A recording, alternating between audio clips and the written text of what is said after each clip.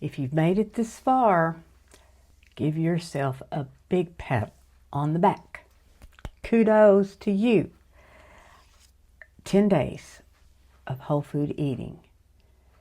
And I'm going to talk about the benefits I have gained from my 10 days. I think the biggest thing that I've noticed is clarity of mind. Just this clearness of cognition. And it's like the world's brighter. I don't know how to explain that, but it's clarity. Just the clearness, the thinking. My anxiety's lowered. My mood is improved. I lost 2.3 pounds in 10 days. That is almost half of what I want to lose. So where do we go from here? Well, you do maintenance. You don't want to add in a whole lot of foods. You want to do it real gradual. You want to try one thing at a time to know maybe what you're going to be a little sensitive to. The main idea of eating whole food is to keep your blood sugar at a level that is consistent, no spikes. And so you have to watch for things. And one of the things he suggests is maybe adding legumes, which is beans. And so I did this before. I do not have sensitivity to dairy, but I watch dairy because it has sugar.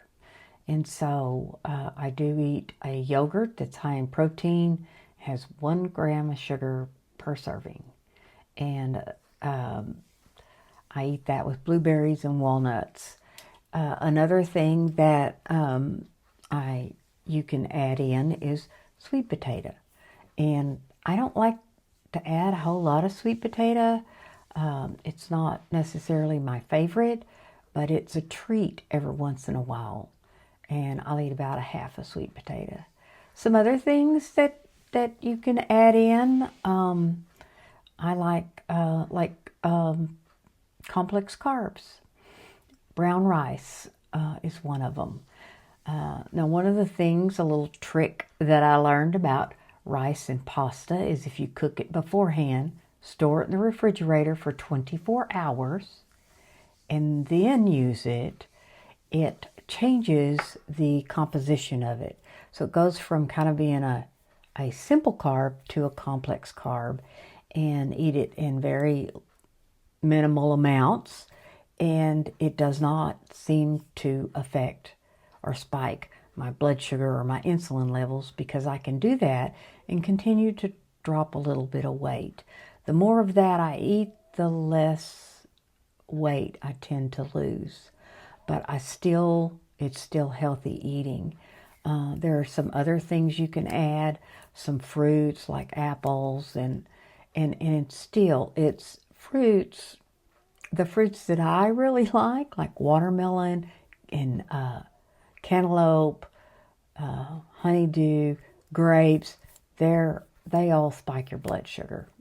So I try to eat these minimally. I eat berries, strawberries, blueberries, and I can add in some apple. So those are the things that I have learned for me. And that's what you have to do. It's trial and error. What works for you? Total whole food eating may not work for you. It works really well for me. Some of the other benefits, I don't feel bloated. My digestive system's really good, and some quality poop. That's all I'm going to say about that. And I think some of the one of the biggest things I've noticed, and this happened before I started the detox, so I'm going to credit rebounding to my face is not as puffy. I noticed this after about 4 days of rebounding. And there's some controversy about lymph drainage, but any exercise will help drain your lymph system. So is it tied directly to rebounding? It's not sure, but exercise. I've been consistent with that. I really, really like the Rebounder. I've noticed some change in my legs, mainly like my upper legs, where I had a little bit of, I call it hell damage. You know, those little pits that hell makes. If you're from Texas, you know. That's kind of what it looks like on my thighs. I've noticed that has improved. I've been rebounding for a month, and there's some links in the description to the things that I talk about. There's a link to the little sprayer that I talked about in getting prepared, and there's some link to the containers that I got on Amazon that I call them greenies. They're green. In those, and they keep longer. So there's a link there. There's a link to the book, and then there are the YouTube channels to Dr. Mark Hyman, Dr. Stacy Sims, who I follow for strength training, and to Cheryl, who I learned a lot about rebounding. So it's all about consistency, not intensity, and to learn what works for you.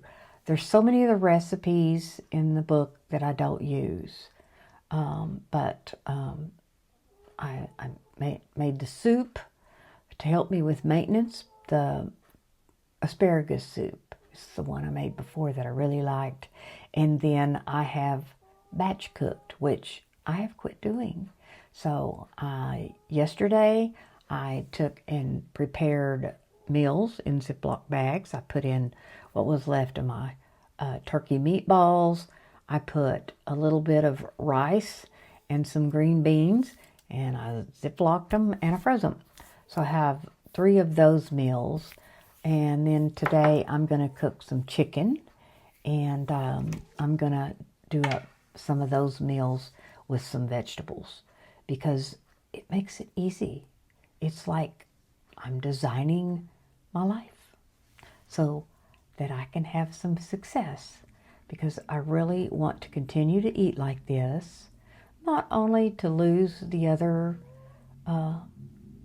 3 pounds, but I weighed below 130 for the first time in a long time. Because when I did this before, I lost 230, and I could maintain that easily. But I want to get to 125 and maintain that. That is the goal here of weight. The other goal is that when I go in December and they do the test and everything, that my A1C is normal.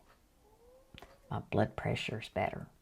All of those sort of health benefits from eating like this. So I hope you've had some benefits from it. And if you're catching this video and you didn't do the detox, there's a playlist, a full playlist that you can go through and watch one a day. You can binge watch all of it. And if you would do that, I will post that here. And if you're new, I'm Rhonda. My channel's about personal development and self-improvement in a holistic view of mental, spiritual, and physical, and how to be healthy at any age, but especially as a senior woman. If you're part of my community, welcome back. I appreciate every single one of you. Whole food eating, whole life living. And while you're doing that, be you on purpose.